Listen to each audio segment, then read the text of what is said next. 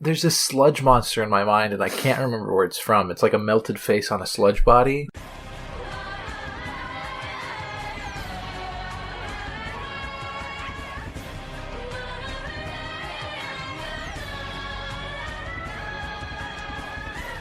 Welcome to ScapeChatz, episode 22. I'm Alan, and I'm here with my friend Magellan, and we're going to be discussing 3 episodes of Farscape this week. In particular, we're talking Liars, Guns, and Money parts 2 and 3, which are called Friends Like These and Plan B. And then we're also going to discuss the season 2 finale, Die Me Dichotomy.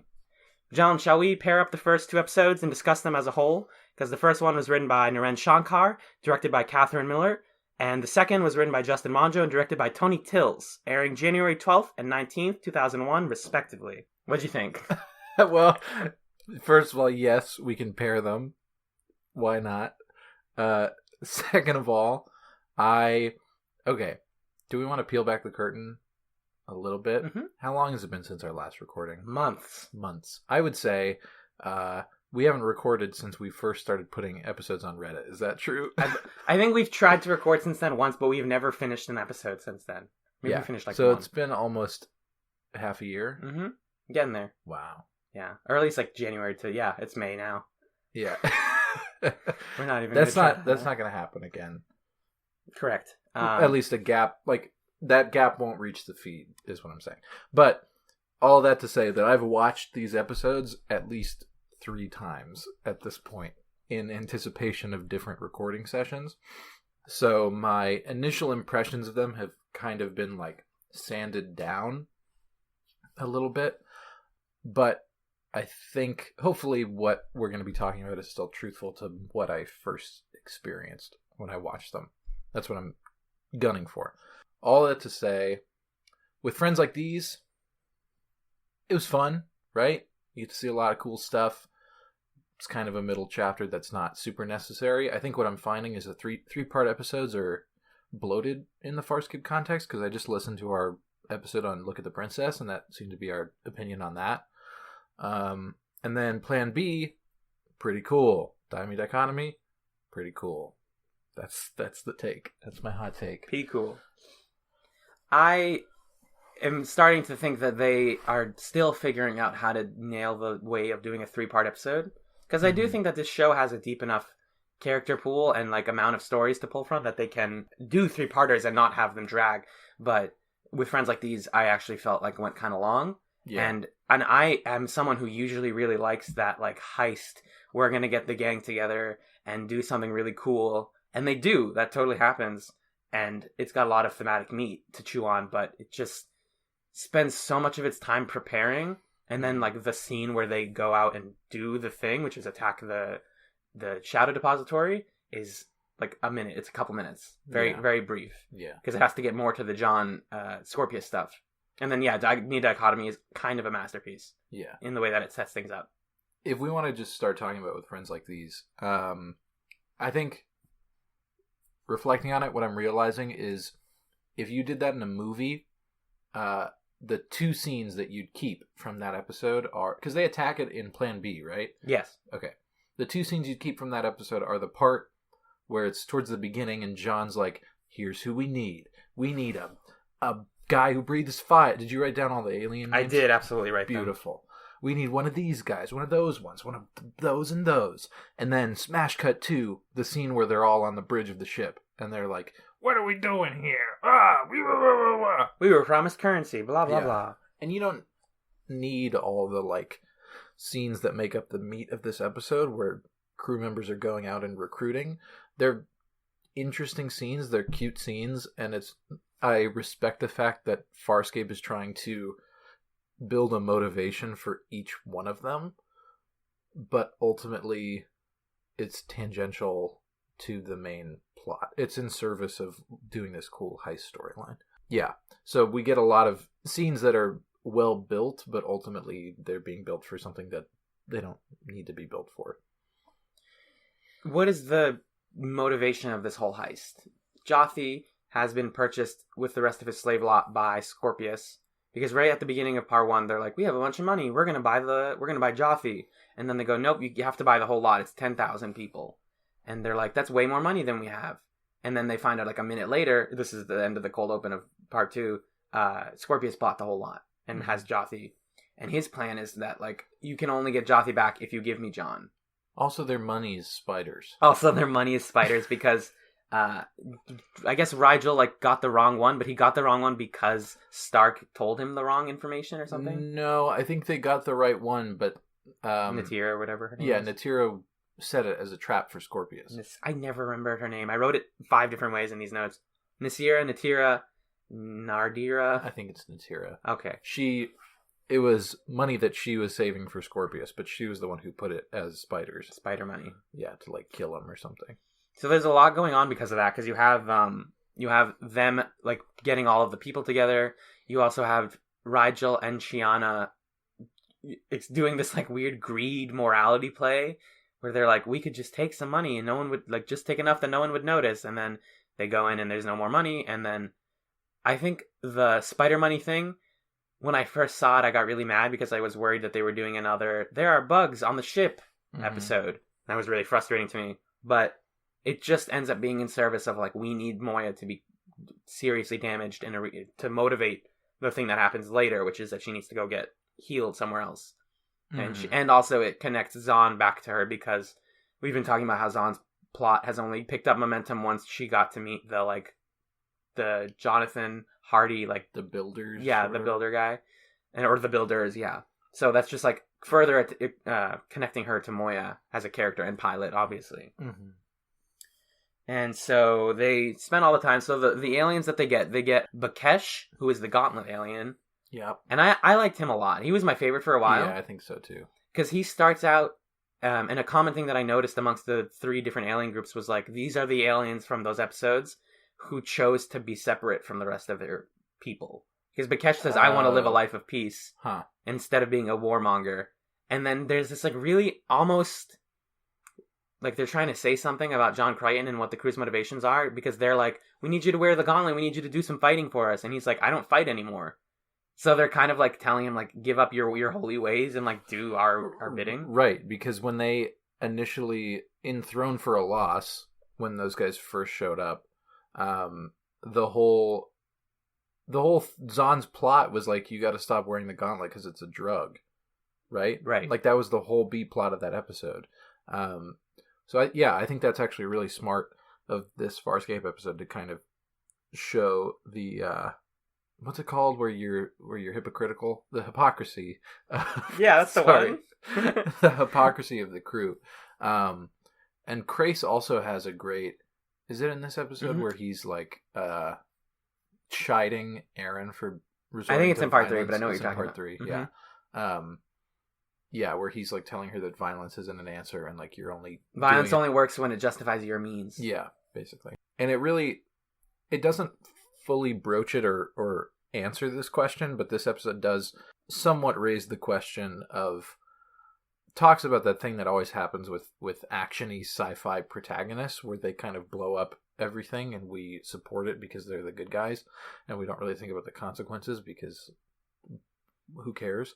But they are going in and they're going to kill a lot of people and they're causing a lot of trouble and they're, wrapping in these poor aliens just to serve their own selfish whims. So that's something to think about. And it also, just in general, the like recruiting, this process reminds us that all of those episodes that we thought were dumb one-offs were servicing a greater deepening of the universe. Like, all these aliens are still around. They're not just gone because next week we stopped visiting them.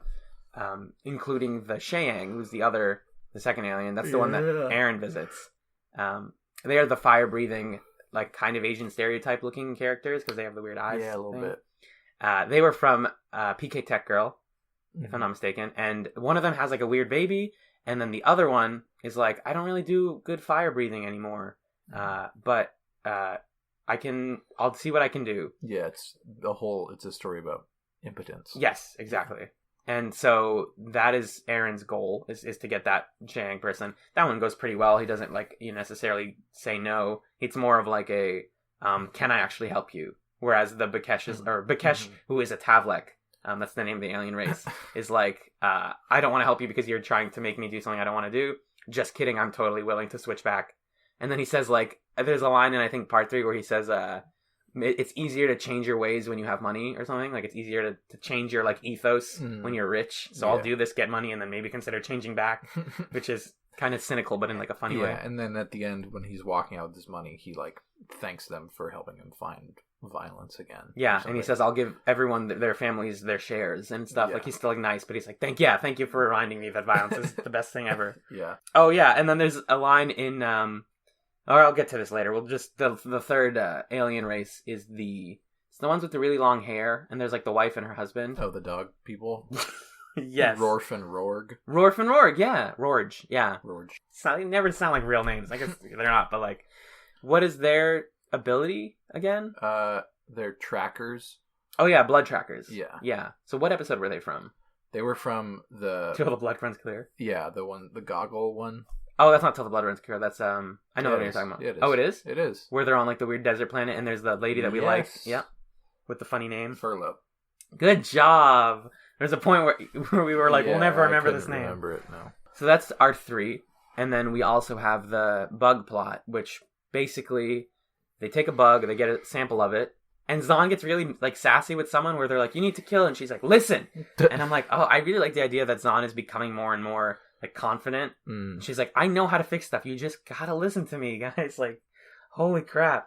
And they try to burn one and they have to turn it up way too hot.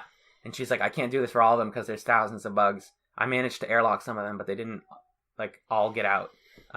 We have to burn a significant part of Moya. Yeah. By using, they like really get into the mechanics of it too. They're like, we're going to turn the heat up and we're going to put gas in the room, and then Pilot's going to do an electrical fire. And he's like, if we divert the power and burn part of Moya, she will die. There's actually, I might put the clip like right here. Unless we destroy them soon, the internal damage may be irreparable.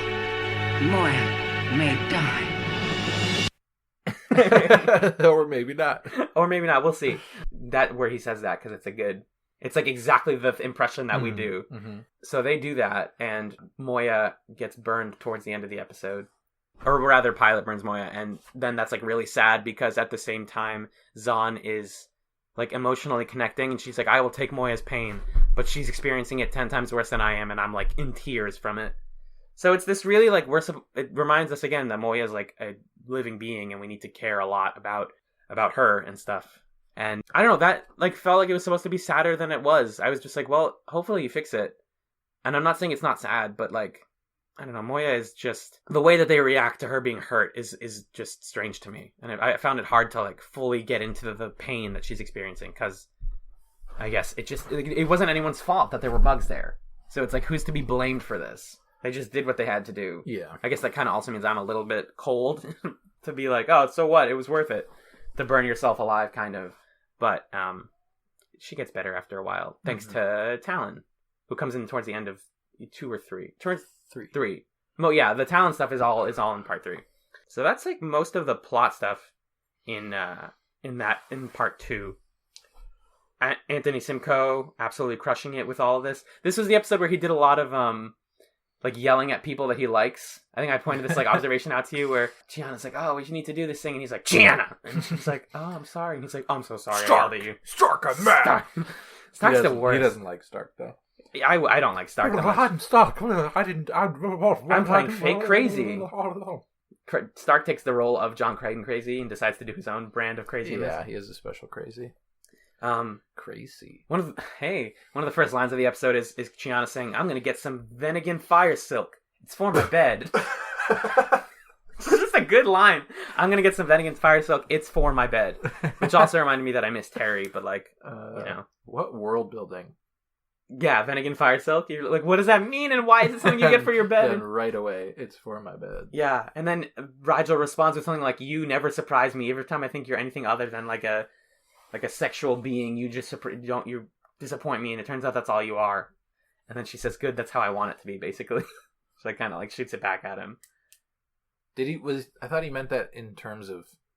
Oh, in terms of like, she just like wants... No, I thought she was being nice about something, and he's like, I wish you were greedy. Am I remembering? Oh, maybe. Because there is a lot of Rigel being a greedy boy in this. Yeah.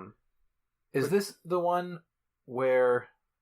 So the Rigel and Gianna? No, and his friend is back. Oh, Durka? Yeah, Durka's back. That's mostly part 3. That's mostly part 3? Yeah. Okay. But it starts in this one, because, that's the other group of aliens, is the Zenatan pirates. Yeah. Ooh, the worst. With the flax. Yes.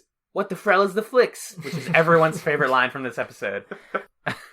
Rigel goes to them, and they're like, we're not going to give anything to you. And he's like, oh yeah? Check this out. And he just, like, killed Durka. Beheaded Durka. And then, like, carries his head around for the rest of the trilogy. It's just like, this is my toy. And it's, like, not a great synthetic. But it gets the idea across. They're like, we're done. Durka's done. No more. Finally. Definitely dead. And so that's why they listen to him. And the Zenatan pirates suck. The main one especially is just, like, the worst. He's fascinating to me, though. I was telling you. He's like this bald guy who has like tattoos on the left side of his face, and he just how did you describe it? I liked your description also.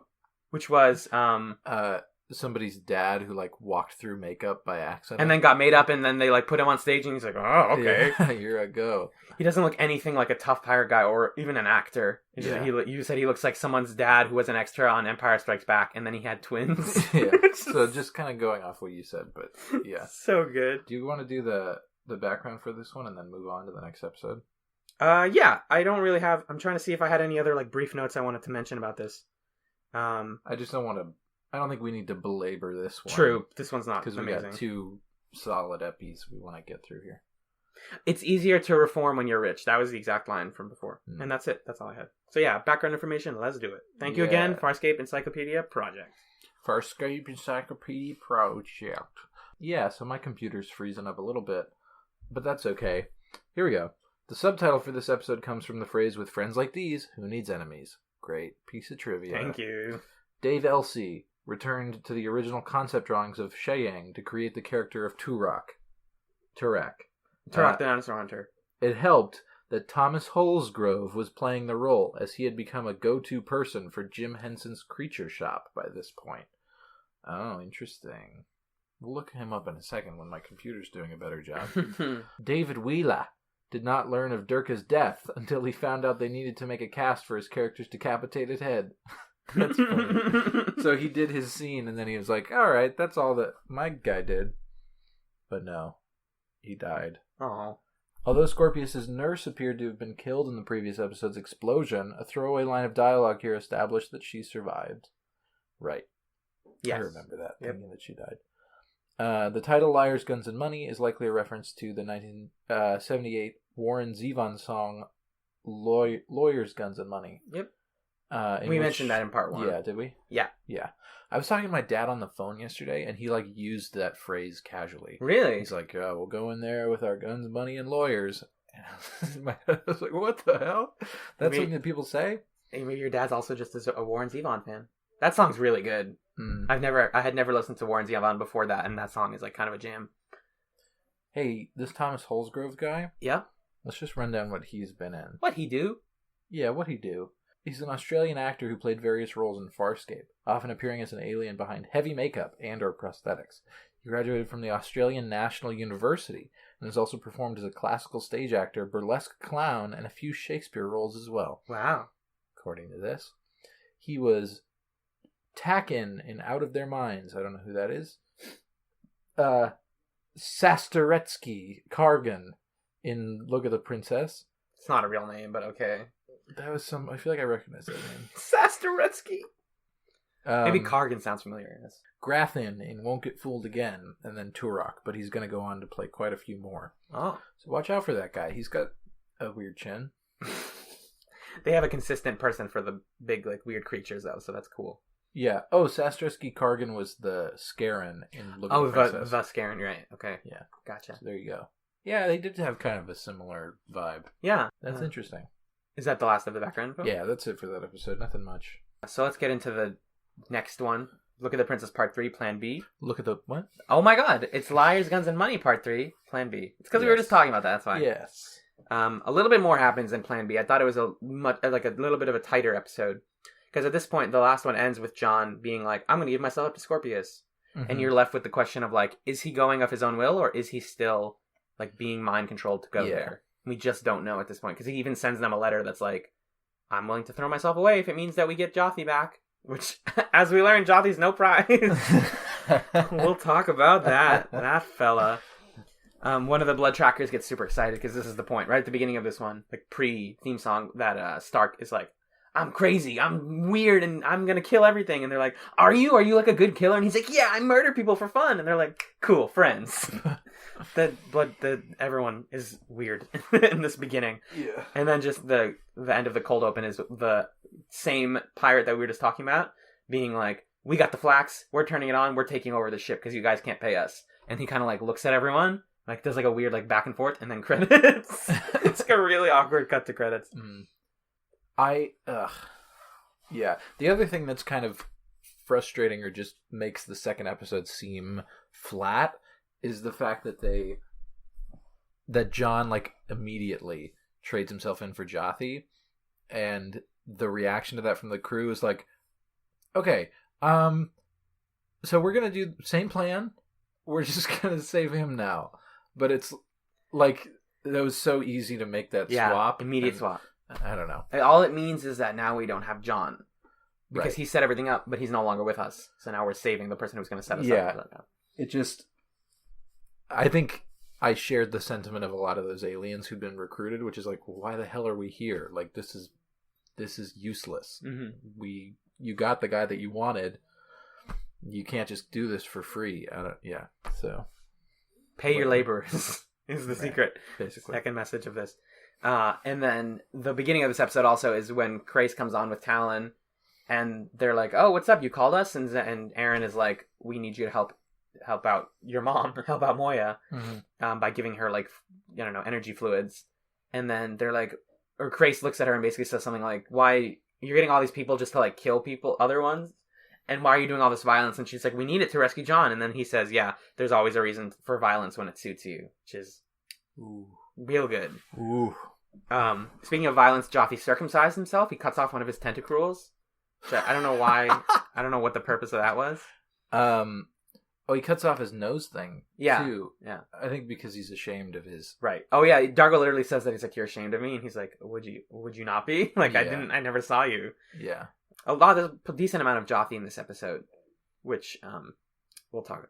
We need to get to it at some point, but, like, I also just want to talk about the episode. Yeah. Talon gives Mommy... Oh, yeah, Talon gives Mommy nutrients. Then we get to the really, really cool... Talon gives Mommy nutrients, which is... I like the word "mommy" like so cut to your core when you read it. Mommy? It's like, it hit me in a place that I haven't been hit in a while. Scorpius goes into... This is my favorite thing about this episode. Mm-hmm. Scorpius goes into Crichton's mind and meets Harvey in there, and they're at this place called Sawyer's Mill, which is an important place from Crichton's past. Good setting. Cool idea. And they're both like, it's so terrifying that they're just like, I'm on both sides of you in the argument, and I can fight you from both ends. And then John's like, "You're in my head, I'm in control." And they're like, stab in the neck, which like you're now passed out in your own brain, which doesn't make a ton of sense. But it just really highlights like Scorpius is like 90% in control right now. Yeah, he's taking so much over, and John is like barely holding on, even though he's in a place that is like core to his fundamentalness as a Earthling. And he's just not even himself anymore, and it's really sad. Then we get the thing about the fire breather, the Sheyang. He says the only way that I can breathe fire properly again and do your work for you is if you give me, I don't know what it's called, but it's a poison, basically. Right. It's actually some good thematic cutting where he says, "I'll only be able to do it if you give me this fluid," and then Zahn goes, "But that's poison," and then it cuts. Like, woo! Like it doesn't even have to say, "Yeah, I know," or whatever. Get some good amount of Natira in this episode. She takes out the blood tracker's eye. She's pretty rad. She is like closed. I'm doing a visual right now. Like closed her head thing, and then when she gets really mad, it pops up, or really aroused. Yeah, it pops open. Is this the episode where her and Scorpius have like weird sex? Yeah. Ugh. The dumbest. Like I don't know if that's It's probably intentionally funny, right? When his coolant thing he's like, oh my god. And then it should have gone like boy, yeah. If they really wanted to go all the way, and then she's like, "Oh, that means you enjoyed it, right?" And then she replaces it. Like she has like a suite of them and just goes like, "Click, here you go." I did like that scene though. It's a great scene. What is with Natira and Scorpius? Like, what's their relationship? Because there's a lot of stuff about like he took me in I took him in when he was younger or something. I think they just know each other from their past. They've like had run-ins and romantic rendezvous and have also been rivals. Okay. That's my take on it. So they just have like a weird, like, it just kind of reminds us that like Scorpius knows a lot of people. He's been around for a while. Yeah. Maybe there's a sense of like Scorpius. I don't know the exact timeline of him joining the Peacekeepers, so I don't know if he had a time in his life, a significant amount of time before he was a Peacekeeper guy. But my sense is either like he knew her back in the day when he wasn't with the Peacekeepers, or he knew her when he was young in the Peacekeepers, and he, through her, did like shadier things. Okay. Yeah. So she's part of that, part of his life. And also she runs a shadow depository now, so she's like coming from money and all that stuff. I want to see more of her, is what I'm saying. Didn't she die? She does do the face turn towards the end, where she says, maybe Scorpius isn't like out to help me, and then she like works with John. Mm-hmm. And then that's when a bunch of people start dying. This episode's a lot of people dying. Yeah. Didn't Natira die? I thought she died. Maybe when she's like running away with John. I guess I didn't write that one down in my summary. I really didn't write a lot for this episode because it's a lot of like, now the plan is happening and it succeeded, but almost everyone we got to help us is dead. The Sheyang gets fired to work, but then he's like, I didn't kill anyone with this, so he he blows himself up, but I forget how he does it. He ignites himself in the shadow depository and kills a ton of people. A lot of good like Peacekeeper shots in this episode where they're just like shooting and they look really scary and cool. The one that had a wife, the blood tracker, gets like his eye taken out, which is really messed up, and then also killed later, I believe. Yep. Which is just to remind us that, what's her name? Natira. Okay, cool. We got the name right. And then, who's there another alien that gets killed? I think so. And then the pirates like leave or something. I don't know. And the gauntlet guy. Oh yeah, and then the gauntlet guy just like he like jumps in front of a bullet and saves John. That's what that is. Or no, not the gauntlet guy. One of the other people does. I think it's the eyeball guy. I'm getting them all. Everyone dies. Aliens die. The dog guy. Yes. The wiki says that Natira ran away and her current location is unknown. Okay. So she doesn't appear after this episode, but she's not dead. Not dead. Gotcha. Theoretically. Do you have anything else you wanted to like say about what happens in this episode before we get to Jothi? Not particularly. I really liked the Sheyang guy's arc. I think that was probably the only arc of these like side dudes that I found fully satisfying. Because he got to have this noble hero sacrifice and serve the cause and also fulfill his desire to be useful. The dog guy I never liked because he's kind of an apprehensible character. And then the gauntlet guy we've talked about, as that's kind of it's not about him so much as a commentary on like protagonist nature. So that was useful, but it wasn't necessarily satisfying to see him be like, I'm violent again. And the pirates just suck. Yeah, but kind of in a fun way. Yeah. They're entertaining. Yeah, I don't know that there's anything else from this episode that was all that. Oh, the part where they're doing the heist and then the power cuts and then Erin, her goggles aren't working, so she's like going through blind. Incredible. That sequence was phenomenal. Yeah, it reminded me a lot of the final fight from The Matrix, the way that it's like shot, where there's like all the columns and hallways, but it's just like lights flickering and there's like gunfire and there's like lights and smoke, and then like the light like night vision turns back on and just dead bodies all across the hallway, and you're like, whoa. Yeah. Really, this show does a lot with a little. Like, they didn't have to show a ton of firefights because they were just like, it's dark. Yeah. It's the same thing that I commented on at the end of last season, which is that this show doesn't do action very often, so it doesn't really need to do bombastic stuff. Like, it does hit it pretty hard at the end of seasons, but like, yeah, I don't know what I'm trying to say. It doesn't need to do a ton of action to make it feel like the show has plenty. Yeah, like this is totally enough for a season. This is enough. This is their action set piece. Yeah, and it was cool, and it's all I needed.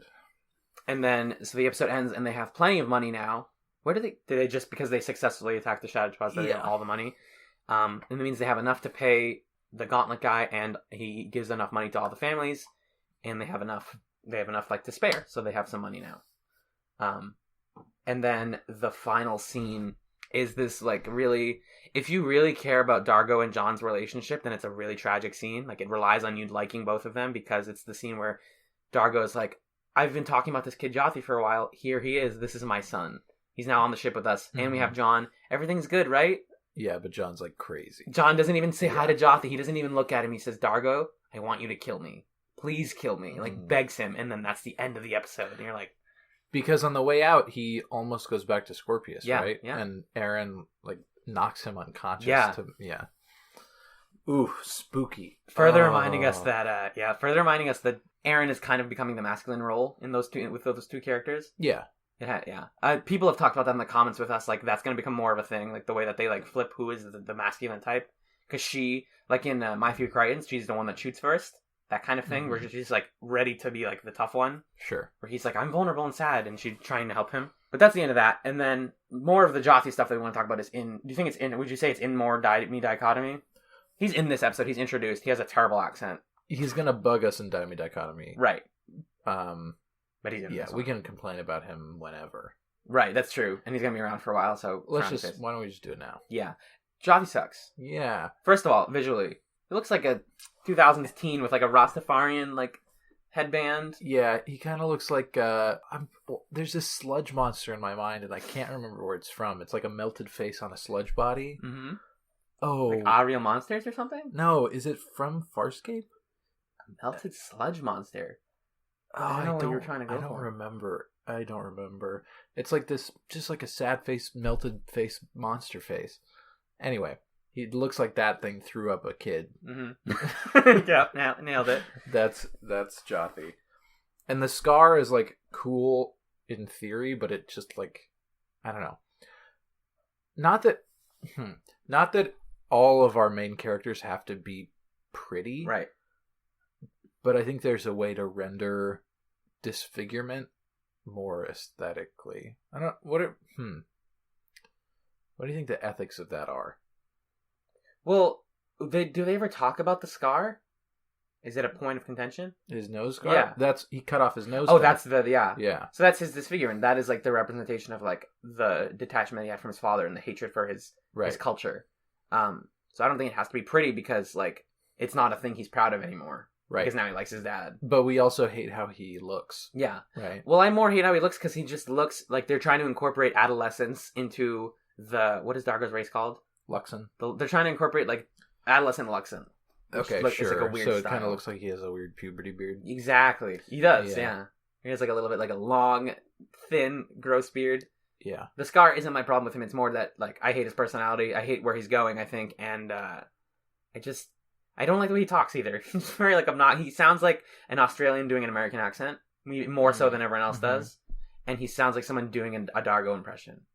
It's like, Dad, Father. You're like, I know you're not him, but you sound too much like him, and it's creepy.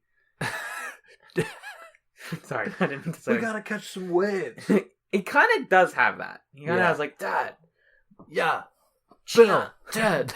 Gianna's gonna live on a farm. Did you say Bill, Ted? Yeah, I did. Good. Yeah, I just don't like him. Mm-mm. I just don't like him. I don't know. It's really odd to us because we've watched Angel, and Angel has a very similar character, like weirdly similar. Yeah, named Connor, and Angel's the main vampire. He was in Buffy the Vampire Slayer, got his own show, right? Then in season 3, he has like a baby, and then that baby goes to hell dimension and then gets grown up really fast. And hating his dad. as like a angsty 17-year-old kid. Mm-hmm. So and then he like ruins that season. It's just baffling to me that these two shows both have the same device of like tough, cool dad who's a little emotionally distant, has an annoying son. I guess that makes sense on paper. Like, when you write that character of Dargo, he's super tough. What could make him weak or vulnerable? Let's give him a son who doesn't like him. But something about it just doesn't work. Like, when you build a character purely around the idea of he's a petulant teenager, it's just not fun to watch. It's part of the problem is it's just hard to write that age, especially in a show where everyone else is much older. Mm-hmm. Like, to have someone who isn't annoying enough. Like, if he was 13 or something, or like 12, you could be like, oh, he's obnoxious and annoying because he's a teen and everyone's shitty at that time. But he's clearly old enough, because I saw him as like 18 to early 20s. That's like where I put him. Yeah. So he's old enough to like be able to hold a conversation with everyone, but he's not old enough to feel like an equal. So for him to, like, what we're going to get into is, like, for him to try and, like, make moves on Chiana, like, feels so disgusting and wrong, because you're like, you're a kid. Yeah. Don't do that. Even though she's also a younger character, but, like, it feels like he's reaching out of where I would have liked to see his character be. And the real problem is that we've been setting up Jothi for so long, is, like, this is Dargo's motivation. Right. He's worked so hard, and for his whole arc is, like, I want to be with my son again, and he gets his son back, and his son sucks. Yeah. You're like, well, what did I work for? Yeah. For anybody out there who's ever played Knights of the Old Republic, the video game has a similar arc. Cartho Nassi, his character arc, is you have to find his son, and then it turns out his son is like a shitty Sith guy. Yeah, oh yeah. Yeah. That's just a little shout out. I think that, just real quickly, like that character comes from their like early 2000s attempt at like adolescence is cool, but also like my dad sucks. Like it's coming at it. It's like the response to the 90s like sort of style of writing teens. But then there's also something deeply like classical about the turn that character seems to always take of now I'm gonna try and have sex with my dad's girlfriend. Yeah, which is, I don't know. It like, again, it makes sense in the sense of we want to build a story that has dramatic tension and that puts every single character in a morally compromised position. But as an audience, it's hard to appreciate that because the character of Jothi is so... He's just like this foreign agent, like this weird... I don't know. I don't want to say disease, but like just this... Okay. You know how species, like you shouldn't move certain animals to other countries because they come in and they mess up the ecosystem? Yeah, that's kind of what it feels like Jothi's doing. So it's hard to recognize the kind of dramatic merit of what is going on because it's all coming from Jothi, who's like annoying. I am curious to see where Jothi goes. I'm not willing to write him off just yet, but I'm not. I'm not curious. Do you know stuff? I think so, but I could also like write this without knowing. Like, oh, he's gonna keep going with Chiana. Dargo's gonna find out. Dargo's gonna get mad, and then somebody's gonna have to leave. Yep. And probably Jothi, and maybe Dargo, and then Dargo's gonna come back, and then everybody's gonna be happy, and it's gonna be fine. Or Dargo's gonna leave, and then while he's gone, guess who's gonna die? Chiana's gonna die. He's gonna come back. He's gonna be like, no, I should have said I was sorry. And then she's still gonna be okay with being with Jothi, and it's gonna be the worst. Again, cynics. The fan base likes it when we do predictions, but we'll do more of that in the recap episode. Yeah. Before we get there, though, do you want to talk about the finale of season 2? Yeah. First, I want to read you the background information, I'm so and sorry. then I want to take a quick break. Yes, both of those things are things we should do. Okay. Hey, check this out. Crichton makes numerous references to young Frankenstein in this episode. Really? I guess. Haven't seen it. Claudia, me neither. I want to. Mm-hmm. Claudia Black received a blow to the face from John Adams. John Adams' gauntlet during the filming of the bank raid scene because it was so dark on the set. Second President John Adams actually was he was played Bakesh, yeah. Yeah. Great. What a role. Makeup. What a role. What great necromancy. Anthony Simcoe was thrilled to receive the big gun, which Black referred to as his, quote, new toy. The gun was promptly nicknamed, quote, Mr. Sparky. Oh my god, they love naming guns on the show. Crichton's pistol's named Winona, don't forget. I like that they put new toy in quotes as if that was some fantastic composition on Claudia Black's part. The concept of a new toy. Her on set, just like, you know what that is? That's your new toy. And they just go, no, stop it. You're making fun of me. This is the first episode in which Crace and Pilot, both of whom are played by Lonnie Tupu, have an exchange of dialogue. I didn't even pick up on that. Yeah. That's awesome. Yeah. I did pick up on the fact that now when I listen to Pilot, I try to imagine Lonnie Tupu doing it, but I didn't realize that they spoke to each other. That must be fun. Because you know the way they do that, right? Is they have an actor voice Pilot, and then the ADR lining Tupu's dialogue later. Like, he doesn't do it live, obviously. Yeah. So, because that was what we were watching that behind the scenes thing several episodes ago, and you can hear the other actor doing pilot. It sounds terrible. It's just like some deep voiced weird guy. Probably one of the puppeteers. Yeah, I think it is just the puppeteer. Is that all the background info? That is. Shall we send it to the future and crack open a big old sack of Moyabag and let's answer some questions, and then we'll be right back. Okay. Hello, ScapeChatz listeners. It's time for the Moyabag for episode 22 of ScapeChatz. I got Magellan here this week. Yay! Yay. Magellan's here, and we're going to read your feedback. We got Twitter to start, as always. Lovely commenter who has a bunch of real brief little things that they had to say about Zahn. And part of the reason that Virginia Hay was not on the show a lot at this point was that she was sick. At one point she mentioned that it might have been makeup being a problem, but it also could have just been a kidney situation and a lot of pain. So that is unfortunate, but it kind of helps make sense of why they just kind of dropped the ball on Zahn very late in the game. And they also sent a cute clip of Ben Browder and Claudia Black at a convention where he tells her to quit prompting me woman, and it's really funny, and I recommend people look that up. Nice. And then she got a memo that says, there's a bunch of stuff in here. I don't usually read all of these, but there's a lot about the John and Dargo pairing, and they liked our KFC discussion, which I love that we just had like a significant 2-minute discussion where you called the Double Down just a quick snack'em. It's a phrase that I've integrated into my lexicon at this point. They also didn't what a nightmare choice of food. What, the KFC Double Down? Yeah, it just gives you a grease sadness. That's also what I get after I watched the movie Grease. And I'm like, oh, John Travolta, what are you doing?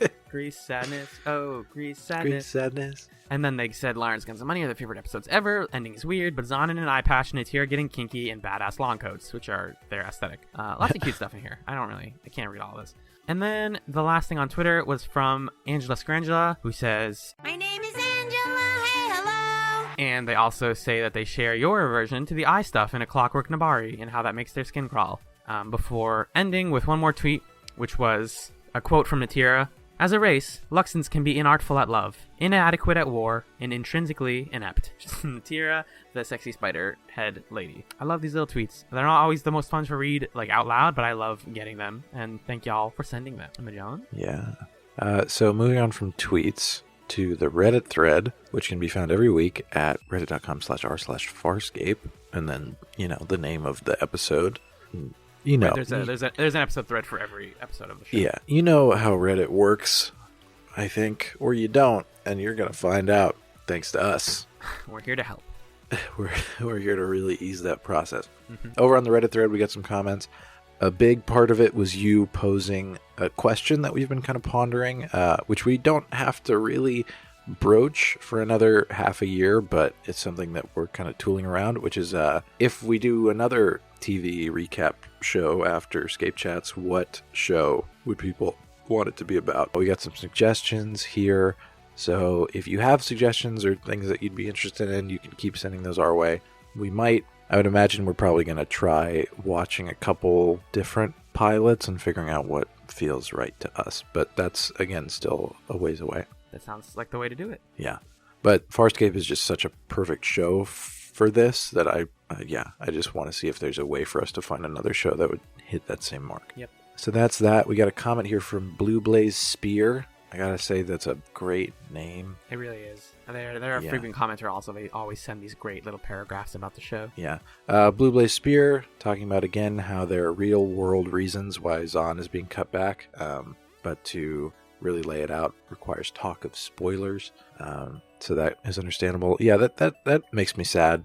I wish I could blame it on bad writing, but if it really is that, she was sick or she was having personal problems, that's unfortunate. Yeah. Then there's a discussion responding to our best way to, I don't know the best way to put it, but our comments on the inconsistency of Stark as a character and not quite understanding his motivation. Right. Blue Blaze Spear here saying that having seen Stark through the whole show and through Peacekeeper Wars, his characterization never really gets sorted out, and that they tried to make him more than just the crazy guy that you saw in the episode where John got the thing to do the brain stuff. Yeah. But it never really worked out. And then Blue Blaze Spear's comment regarding picking another show is that the success of using Farscape is that it's a niche show that people really love that nobody's really talking about. And so that's probably where we should aim next, which I think is a good comment.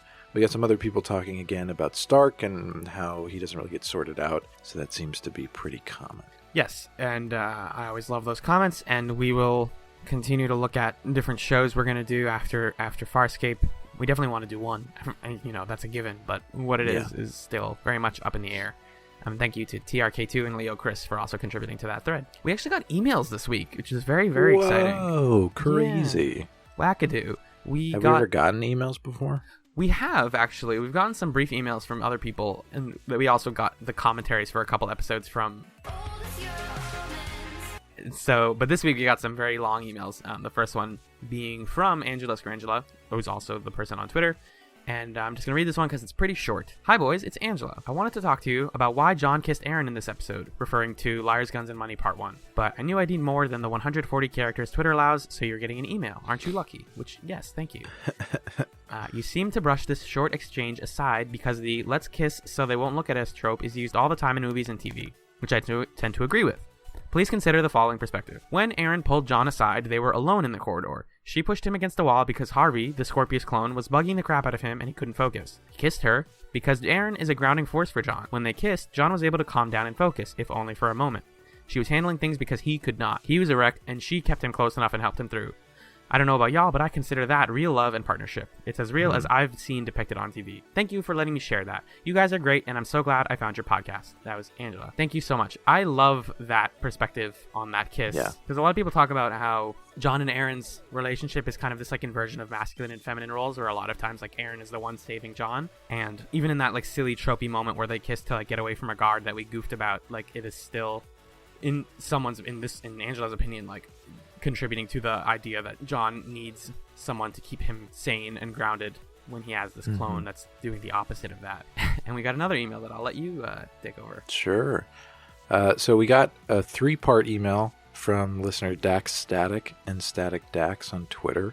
And it was just sort of his story of coming to Farscape, how he discovered it. Actually, a kind of funny narrative of his first brush with the show being he was at a convention in Seattle and there was a panel and it's like, oh, this seems cool. I wonder what this is. And then got Gigi Edgley's autograph and thought Gigi Edgley was really cute and was like, I should watch that show sometime. And then totally forgot about it. A year later, got some DVDs, totally forgot that he had them, and then finally started watching. And so Dax Static is now riding with us in this week-to-week rewatch on the road to the Peacekeeper Wars, which he's seen the show, but he's never seen the Peacekeeper Wars, so that's going to be a really exciting development. Especially for what we have planned for Peacekeeper Wars. Ooh, preemptive hype. What do we have planned? We can't tell them. We have a thing planned for how we're going to cover Peacekeeper Wars. Let's tell me later. Yes. You're the one who suggested it. Let's see. Oh yeah. Anyway. Yeah, so just a very sweet email from Dax. I'm really, really appreciative of it, talking about what Farscape means to him, how he came to the show, how he came to ScapeChatz. So if any of you out there also have the like personal story of how you discovered Farscape and why you started watching it, and you just want to talk to somebody about that, we love reading that stuff. Yeah, we think it's awesome, and that's honestly why we started doing this show, is just to be able to talk to people about a show that's amazing that nobody was really necessarily talking about. And then also, Dax, thank you for, in part 3 of your email, realizing that you'd misspelled our names in part 1 and taking the time to make that correction. That was it was very endearing. I like that. Solid trio of emails. Thank you so much, Dax. Yeah. You can always send us emails to scapechats@gmail.com, and we love them so much. And if you want to really just like let out your private thoughts on the show, we'll read those there. And if you don't want us to read them on the show, we don't have to. But these were just some really lovely ones that we felt it was good to share with everyone else. Real briefly, before we end it here, I'd like to bring up a couple things. Okay, so what do we have, John? We have like the guest thing. And then we also, wasn't there another thing that we wanted to ask them about? I think we already was asked the them. Next show thing. Yeah. So obviously, email us or send us anything if you have good ideas for another show for us to watch that you'd be interested in. And then just another brief thing. If you have like a decent microphone, or even if you just have like a phone or whatever, and you'd like to be on an episode of ScapeChatz, if you want to talk about a particular episode with us, or here's an idea I just came up with. As we start approaching the end, if you ever feel like just sending us a little audio recording of like your experience with ScapeChatz and or Farscape, when we get to the end of the show, we can round all of those up and put that into like a little thing at the end. Because and also feel free to send in your commentary on an episode in an audio file if you want. If you have thoughts on an episode that are under 2 or 3 minutes and you want to record yourself, then go for it, and we can stick it into an episode. Yep. But yeah, also if you want to be a guest host, if that's something that is appealing, then we would love to hear a sample of like what your mic sounds like and get a sense for how free you are, because we want to start bringing on other people to kind of enrich and enliven our discussions. Right, just further closing the gap between us and the crew members. Like, the captain's door is open, so you're free to open it up and just hop right next to us and fly the ship with us. They're called scuppies. I told them I don't like calling them scuppies. Crew members is way more like cohesive to me and doesn't sound gross. Scuppies sounds like a gross illness or Nobody something. suggested an alternative. So then I am taking precedence and I'm saying crew members sticks for now. But you can call them scuppies in like your corner of the internet. That's fine. So yeah, you can send clips of that of yourself to us at scapechatz@gmail.com or whatever, or email us. And we got Twitter at ScapeChatz. We have Tumblr at this point, which is scapechatz.tumblr.com, where we have an anonymous ask box where we can take questions. You're allowed to send those anonymously if you don't want to have your name read. I think that's all the ways that you can get at the show. We do plugs at the end of the episode, so we don't need to do those now. Is there anything else, Magellan, that you want to bring up before we soar back into episode 22? No, I'm all set. Wonderful. Thank you for listening to the Moyabag, and enjoy this discussion of Daimi Dichotomy.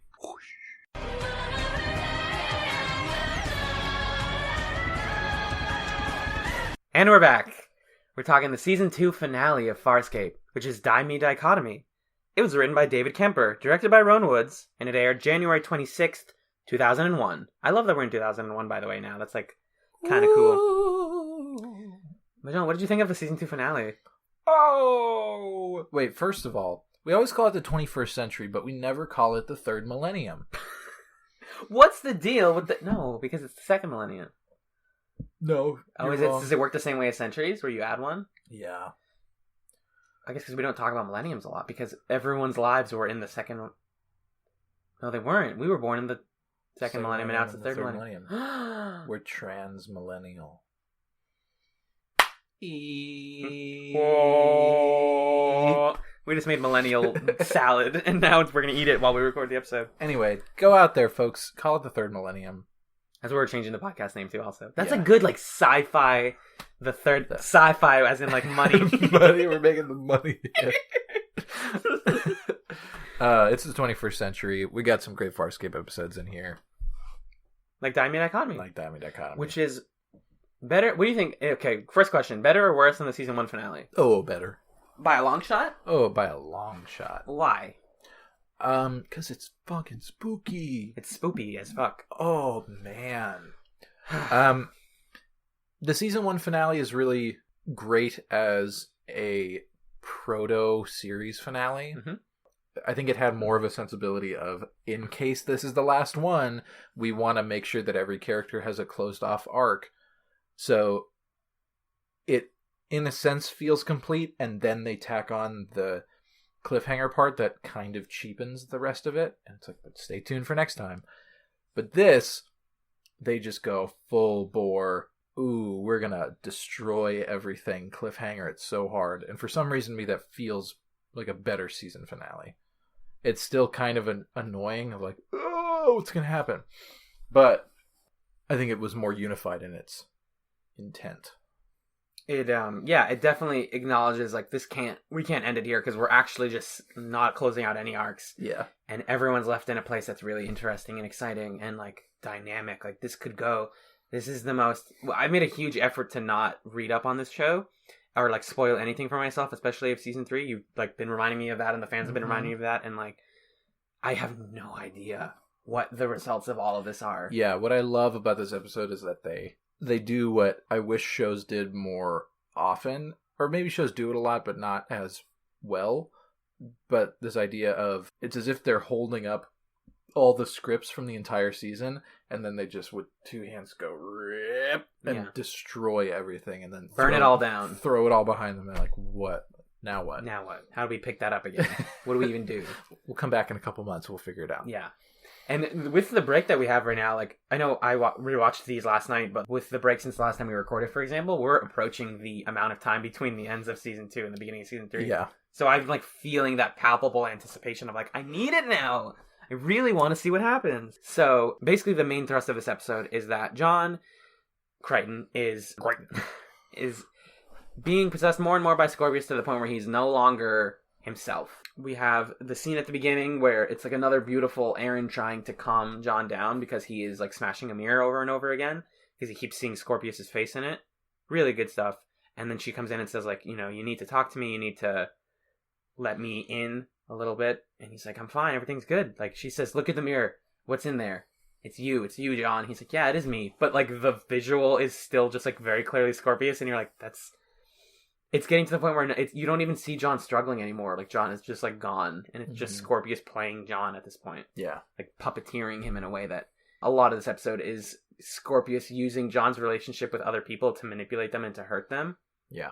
In, like, long-lasting, permanent ways. Which, again, talking about, like, with all of the aliens from Liars, Guns, and Money, reminds us that this show has been building and building and building. All this stuff, even with Zahn and with Aaron and all that stuff, it's all here and on the page. Yeah, I wrote here, I think there's actually a pretty interesting read of the Scorpius and John stuff being a sort of allegory for mental illness. And just this idea that, like, this thing that's screaming inside of me is yelling at you and it's not me. I can't tell you that it's not me, but I am no longer in control of myself. Interesting. Like, whether or not that's bipolar disorder or something else, just it's not in your control anymore. And that's like really profoundly scary, is that your mind is not your own mind. So the other thing that happens is we're going to the diagnosin in this episode. Oh my gosh. What a fun guy. Yep. The diagnosin is that's the diagnosin. And its friend Grunchilk, which I had to keep looking up because they say it like once. Grunchilk is fantastic. I really like his character. I have a good picture of him in here, actually. I might use as the episode thumbnail. Yeah, he's just fresh from the Wingstop. Yes, exactly. It just looks like the shell. He's dripping in oil. I drew a picture of the diagnosin also, which that's actually pretty accurate. Yeah, it's basically, I'll also post this somewhere. It's kind of like hunched over. Yep, that's what it sounds like. And it's got a weird face, and the most important thing about it is that it has a mask that covers its like nasal cavity and mouth. Can you listen? The diagnosin has this thing to cover it. It's like ways that it would inhale pathogens because it has such a sensitive immune system that like any slight pathogen, even as Grunchilk mentions, like the chemicals in Chiana's hair would kill it instantly if it went into its nose and mouth at the same time. Yes. Which is the most Chekhov's gun thing in the world. Yeah. They're like, oh, just like he has a mask. Make sure you don't take it off because then he'll die. Here, hold on. Let me show you how it works. This comes off. And then you breathe in and then it's dead. And you're like, I wonder if he's going to die that way. That seems weird. That's out of order. Yeah. And then the other like cool thing about this episode is that the way that they convey that like Scorpius is taking over is that we get the introduction of the what would you call the fusion? I called it Crichton Scorp. Which is like it's Ben Browder in Scorpius makeup. Yeah. There's an interesting piece of trivia about that in the background info, actually. I call it Jorp. Jorp it is. I think Jorp is perfect. Jorp is the There's gonna be a lot of cutting in this episode. Whole lot of cutting. So most of the stuff that happens in this episode is just John being taken over by Scorpius and then hurting his friends. So like Aaron's talking to him and then he's like, oh, I really trust you, and they like go in for their physical intimacy. Oh god, that scene is so heartbreaking. I know! He goes in for the intimacy and she's like, yeah, she says, I love you, right? Yeah. Yeah. And he says, I love you too, and like goes in for the kiss. And like, does he actually kiss her? He like headbutts her. No, well he like is about to kiss her and then he like knocks her head into the back of a wall and knocks her out. Yeah. Like brutal. And you're like, that's all they had together was their like physical connection, and you're just like taking that. It's so Scorpius the actor, Wayne Pigram, is not in this episode in that part at least. Like, that's still Ben Browder. Mhm. But you just, like, the entity of Scorpius is in that scene very strongly. Ben Browder destroyed it. He wrecked it. He crushed it so hard. Mm-hmm. I think in the past I've had some questions of like, oh, Ben Browder, oh, is he good? John Crichton as a character is amazing. Yeah. Yeah. It's just Constantly evolving. Fantastic performance. So haunting, Jorp. And the costuming and the makeup also, whoa. Yeah. Yeah, very spooky. Blink and you miss it. Like, they look so similar, it's freaky. Mm-hmm. Even though they have different, like, basic facial structures, you can just, like, see it there. John also manipulates Dargo and Jothi in one of my favorite brief scenes of the episode. The double tongue, as I call it. Yeah. Because he talks to Jothi and, like, threatens him, and he's like, I'm gonna kill you. And then Jothi's like, no, you're not. Tongue. And we're reminded that Luxons have, like, a super long, paralyzing tongue. Mm-hmm. Hits him, and then Crichton catches it. He says, nuh-uh, I gotcha. Followed immediately by Dargo being like, yeah, uh-huh. And then father and son work together and knock him out. And they get him. I just want to, by the way, give the full dialogue exchange of the Aaron John. Oh, yeah. Yeah, please do. So, first, Jorp, is that what I said? Jorp, yep. Jorp says, I would be lost without you. And then in that line, he's turning back into John. Aaron says, then you will never be lost. No matter what happens, you have worked your way into my heart. And then Aaron says, and you've shown me that I have one. John says, I love you. Aaron says, I love you too. And then knocks her out. And Jorp says, you are so my girl. And like licks her. Oh, yep. And he licks her. Yep. He does lick her. Oh. Especially because Claudia Black is the best actor on the show. By a long shot. Her part in that scene too is heartbreaking. To just like lose the constant attempts to help Crichton. Yeah. And it's like still him physically to her, and it hurts a lot. At this point, the way that the Diagnosin also plans to help Moya, which really just like there are no more consequences for the Moya getting burned thing, because the next episode they're like, we got it, we can fix it. Mm-hmm. But that means we have to spend the whole episode getting Moya and Pilot high as fuck. Right. And you get that great line from Pilot when he's talking to like Rigel or something, where they're like, oh, Pilot, you're so high, and he's like, I am no higher than I have ever been.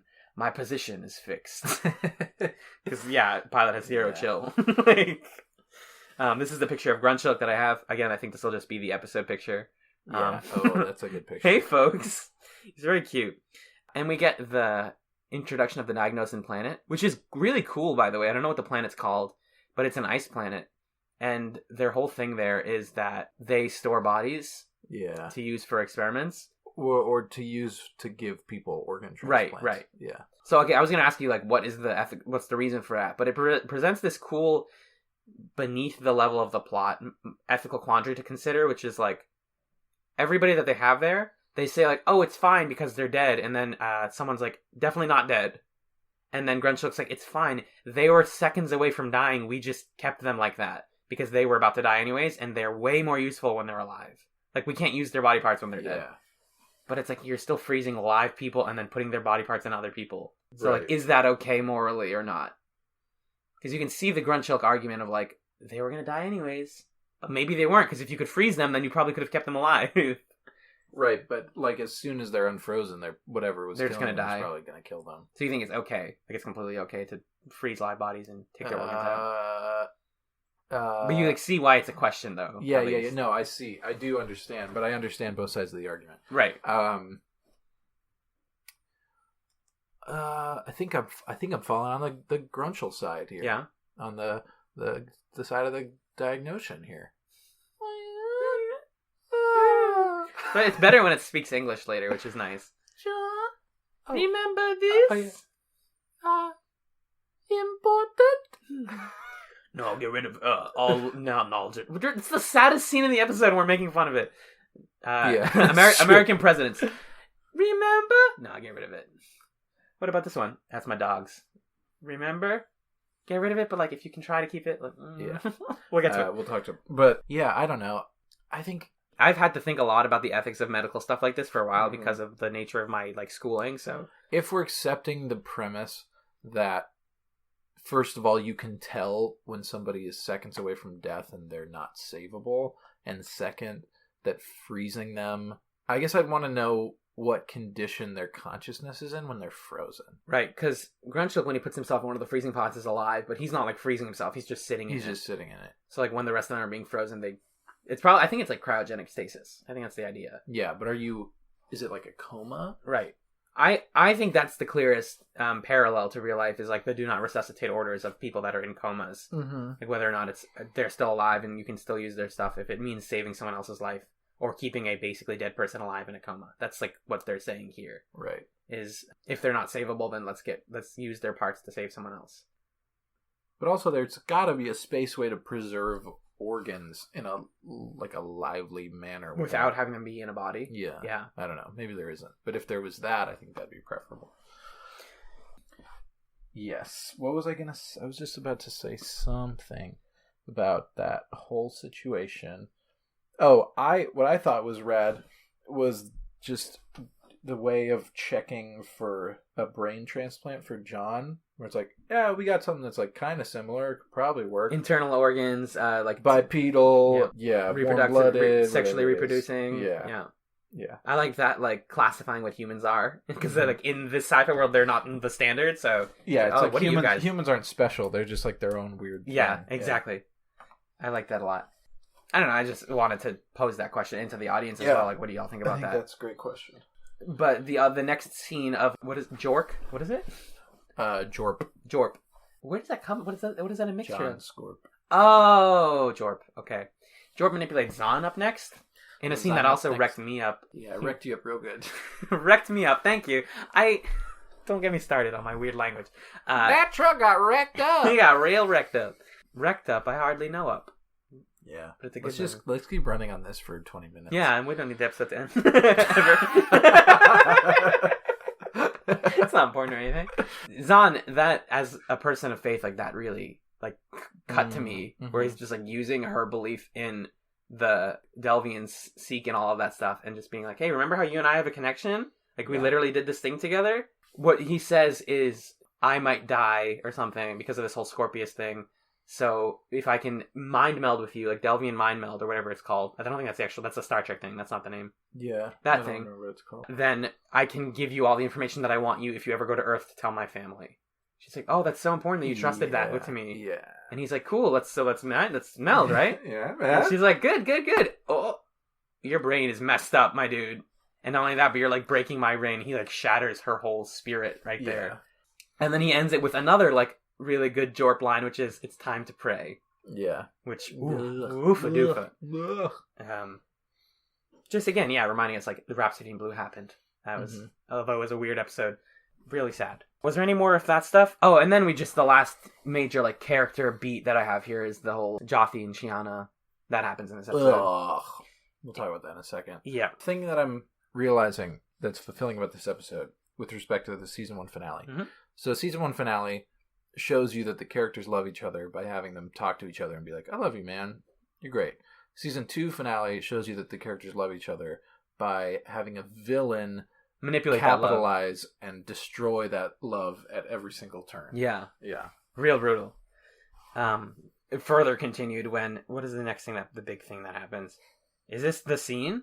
Because what I realized, like, the hardest scene in this episode, or the second hardest, is not the end. It's, like, the last 20... It's before, like, there's 20 minutes left, which is they go on the ice planet. And John, like, takes the ship and leaves, and then Aaron follows him in the Prowler. Or is it the other way around? Aaron follows him, Yeah.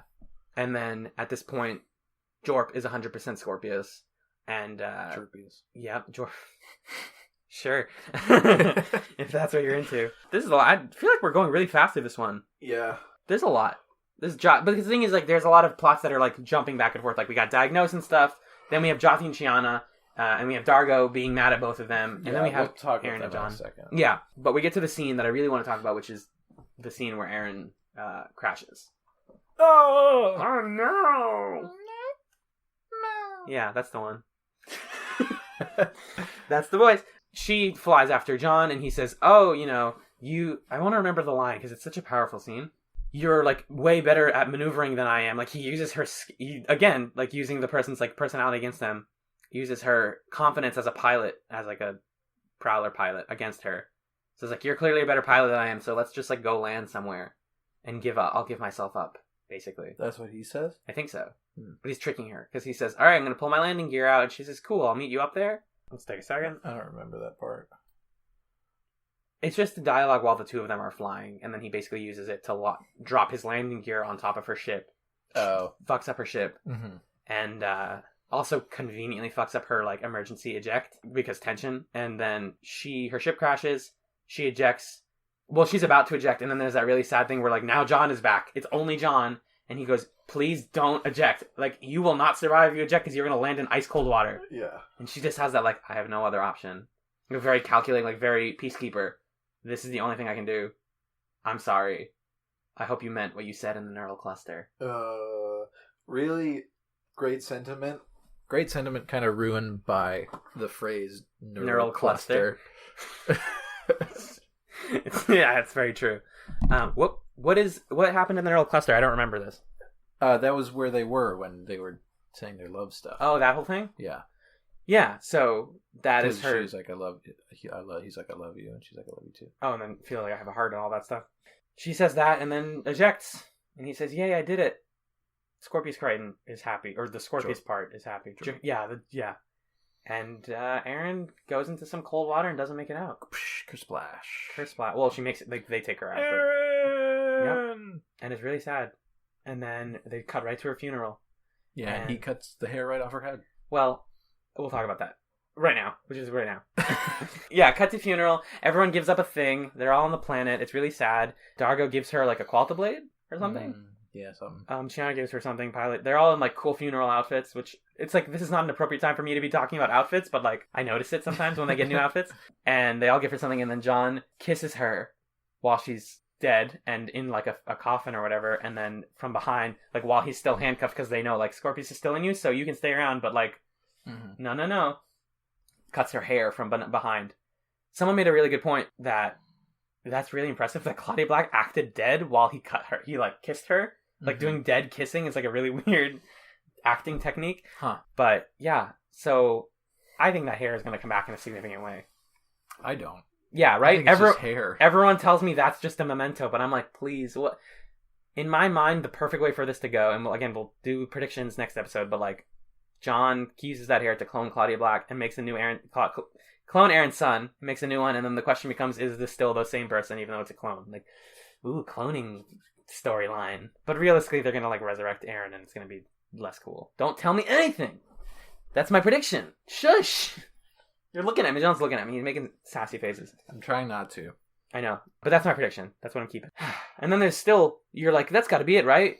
Everything's sad. Scorpius has manipulated the whole crew and broken them all down. Maybe my dichotomy has been dimeed. Another little moment of love here. Oh yeah. In the quotes, Dargo is on the comms with Aaron when she's chasing down Jorp. Yep. And he says, Aaron. Crichton has often said he'd rather die than fall to Scorpius. If you get the opportunity, don't hesitate. Yep. Aaron says, what makes you think I would? Dargo says, because if our positions were reversed, I would. Yeah. Real rough. If I were the one who was romantically involved with Crichton, in a not subtle way, but instead of how it is now, which is a subtle way. Funeral time. Oh yeah, and then so Rigel also gives up a medallion, which is just a nice, like, I'm giving up my wealth, in a way, kind of like symbolically. Mm-hmm. And then we get the surgery scene. Yeah. Which I really want to get into. Heartbreaking. It, again, is like a single scene in this episode that, similar to like the Diagnosing Planet, asks us a lot of questions about medical stuff and healthcare. Yeah. Because like, if you were told like there's something in your brain that we need to take out, but the diagnosing can only take it out by removing and shifting around other memories in your head, represented by like these black neural webs on Crichton's, because Crichton's like on an operating table, brain open, exposed, and the diagnosing is being like, again, like, you know, in English. Remember? Yeah, and he goes through all the different memories of his life, and one of the first one is like creatures. So it's just like every dumb creature from the whole show. Yeah, and he's like, no, that's stupid. I don't need any of those. I'm going to see all of them again. And then he gets American presidents, and he's like, that's useless at this point.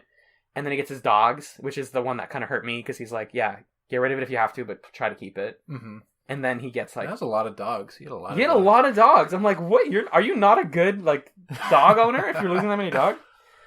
I guess if you're like dogs have short lifespans. Like if you just have had a dog since you were a kid. At once also. Oh, true. Because he was probably like a farm boy, so maybe like just had dogs Farm around. boy. Farm boy. It asks the question of like if you had to pick like what key memories of your life would you just be willing to like toss out if it meant you could live? Toss salad. Do you have any particular like big things that you'd be like? So would you be willing to give up like elementary school?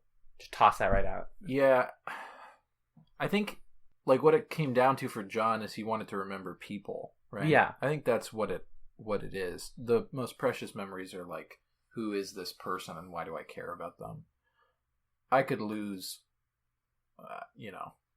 like, oh, when I was in second grade, my locker combination was this, or yeah, I don't need that. it's like I had a heavy backpack, or yeah, I don't know, or like one time I went to the Denver airport. No, But in this case, like the stuff that they're taking out isn't minor like that. It's like entire huge sections of your life, like years of your life that you'd be willing to lose. Like, would you be willing to lose high school? yeah, I think so. If I kept memories of like people from like select memories of people from later or earlier, I don't know, Like from right before, right after, and you're like, Yeah. oh, we existed between then, but I don't know what the context was yeah, or what I did. Yeah, I guess it's school stuff that specifically is hard for me because I feel like all of that is contributing to like you developing as a person. So then the Mhm. question is like, does John lose the development as a human that he had from like knowing about these things? right. Like, where is? I mean, that's the question of when you get amnesia. Like, who do you default to? Right, You know? right. There's a lot of movies that deal with that. Like if I was that dumb like Nicholas Sparks adaptation where the guy like had amnesia and then his wife had to remind him why they fell in love, like Barf City. 50 First Dates. No, yeah, that's a similar plot though. Yeah. But that's not the one I'm thinking of. I'm thinking of the Vow. That's the one. Oh fuck, The Vow is so bad. Saw the movie in theaters. Yeah, I wonder, like, if I lost all of my memories right now, who Would you be like, Who that would person's I- important to me? No, but who would I be? Oh right, that You too. know? That's a good question, and that's also what the thing is asking. Yeah. But they kind of use it as like you're only losing minor stuff, and then they say you are gonna lose speech, Right. and he's like, that's crazy. Like I can't remember the important people to me, but I'm also not gonna be able to speak to anyone. Or no, he has a line. Oh yeah, he says, what about all of this stuff? And then they're like, or the diagnosis says to him, you can lose it. We're gonna try and put it back once we take the thing out. We just Yeah. need to move it, basically. And then he says, there's no one I really want to talk to. Nothing worth remembering. Then why live? Right, exactly.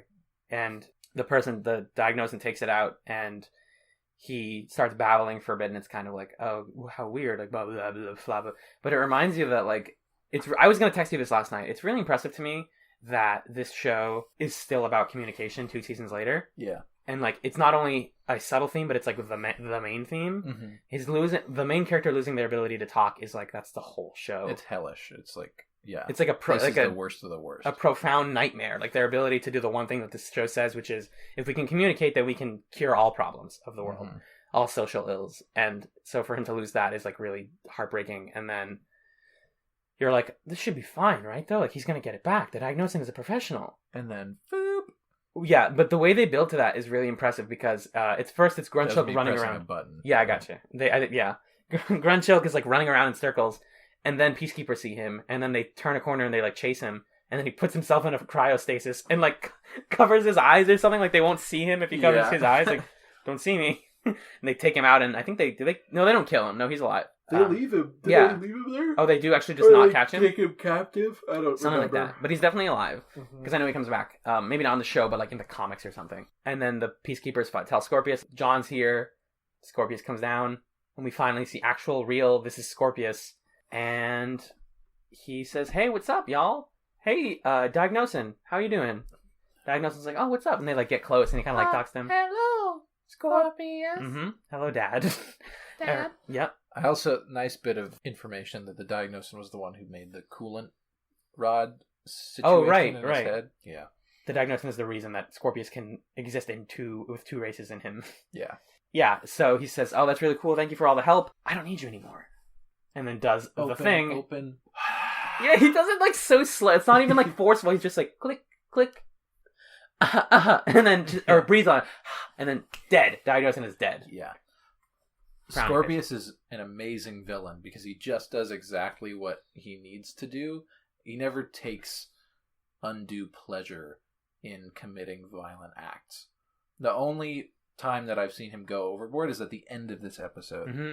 And that's like, that's the biggest thing that is exciting me about the next season. Mm-hmm. Is like Scorpius finally went overboard and did a thing that's like a huge action and made a significant change instead of just it's like unnecessarily cruel. Yeah. Mm-hmm. So people know what we're referring to. Scorpius sees John on the operating table with no speech and says, "You're not getting that back. I'll take the neural chip out of your head, but John Crichton, do you have the actual line in front of you?"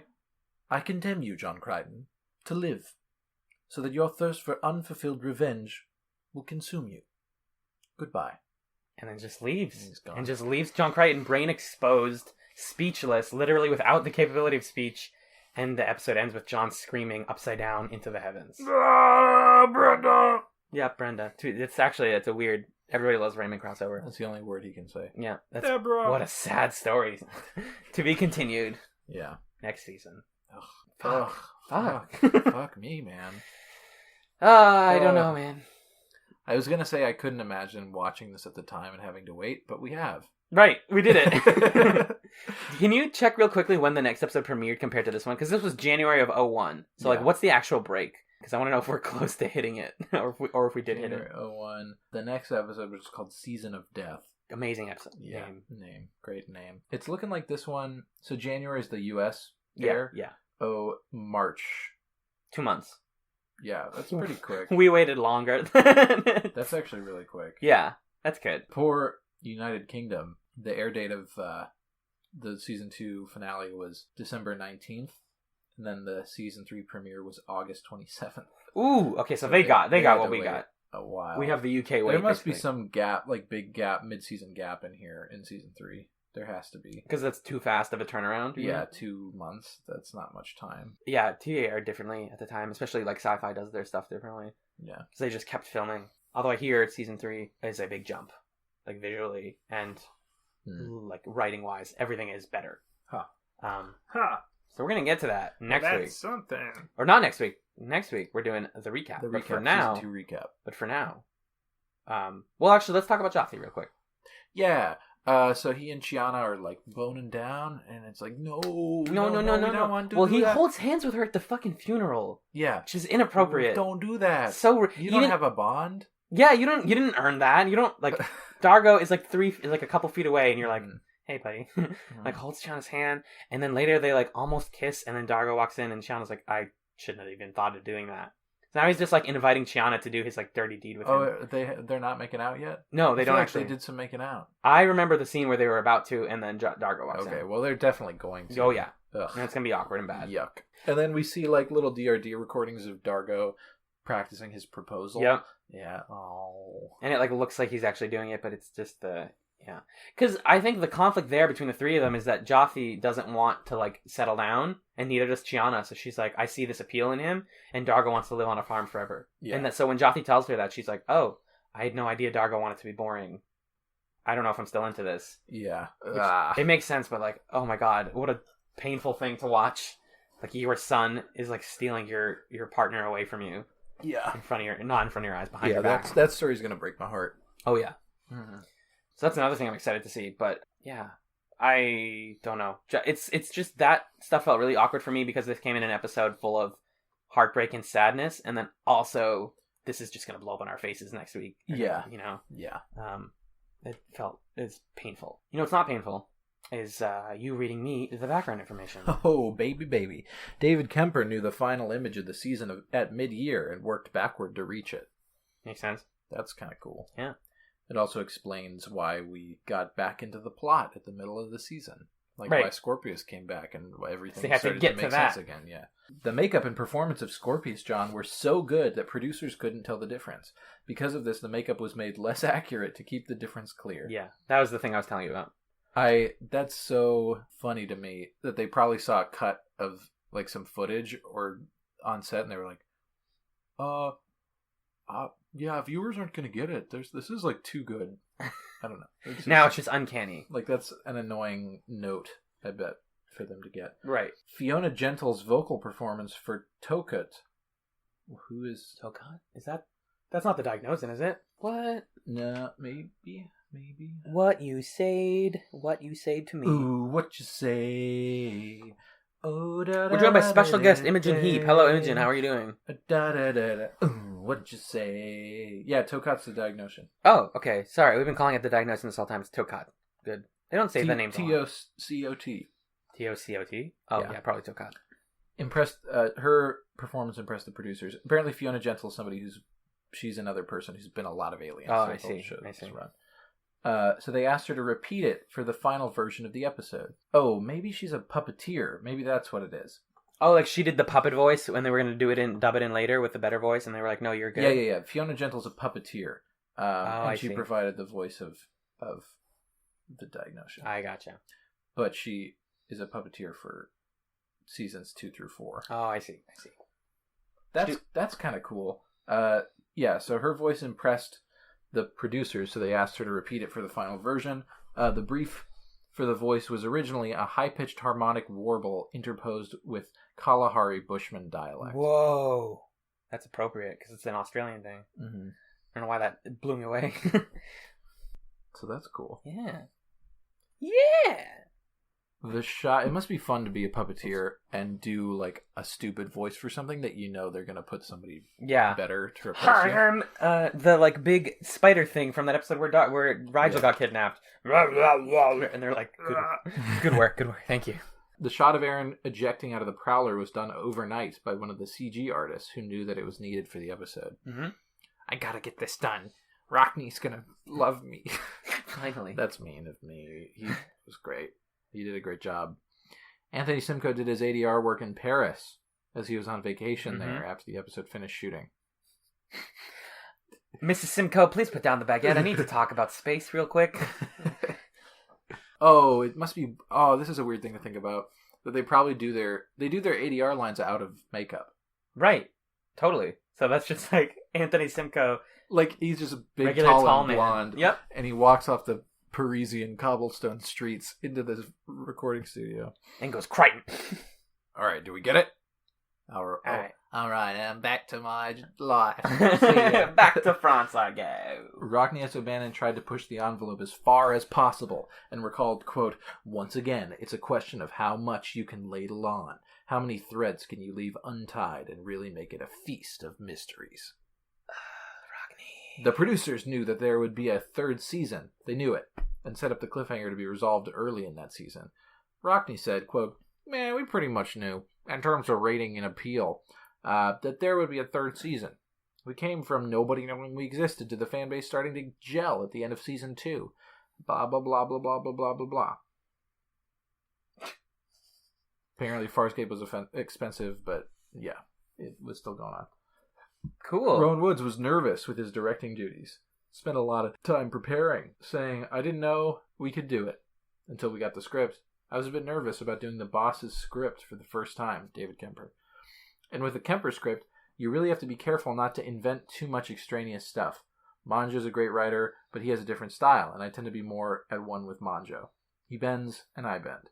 You have to be careful with a really good Kemper script, because if you go off the track, you go off at your own peril. The one thing I decided to do with that script was, in the 4 weeks beforehand, I just asked the guy stupid questions, and as Kemper does, he gave me hour-long answers. That's awesome. Kemper seems like he's way into the minutiae of this show. Yeah, I'd love to meet David Kemper. Yeah, for sure. The gibberish uttered by John after the surgery was not random utterances, but scripted. Oh, interesting. I guess, yeah. Okay. Yeah, that's something. That's commitment, I guess, to the bit. Yeah, commitment to the bit. That's what we do. We commit to the bit. And speaking of committing to a bit, we are committing to watching the show more, but I don't have to do the episode teasers that I thought I would do because the recap is next week. So let me close Netflix. I didn't breathe for all of that. I'm like, where's he going? Since we're not doing that, I'll say it's time for a little bit of housekeeping. This has been ScapeChatz. I'm the master of the house and I don't know how it goes. Les Mis. Is that it? Oh, okay. Les Mis. Check it out. lesmis.com. I've been Alan. This has been Magellan, and you can find us on the internet.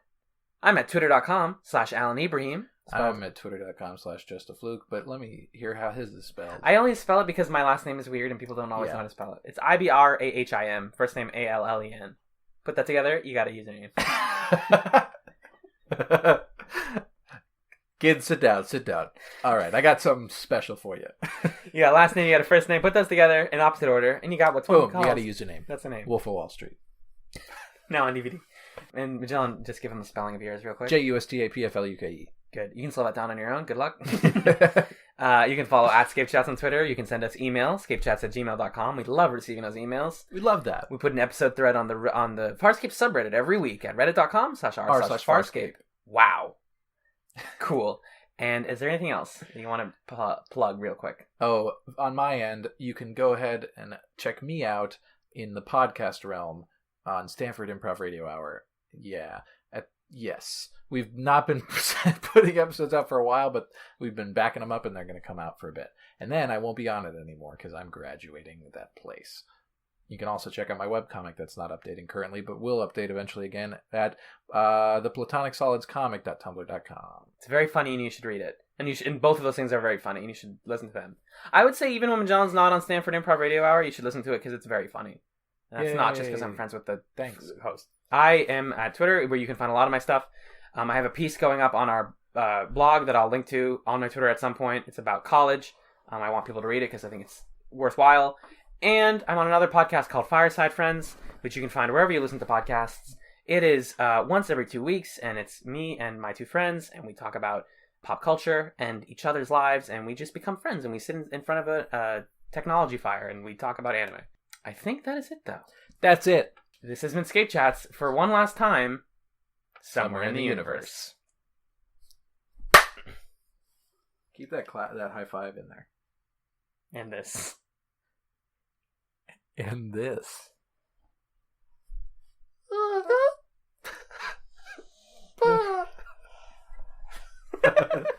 You cartoon man.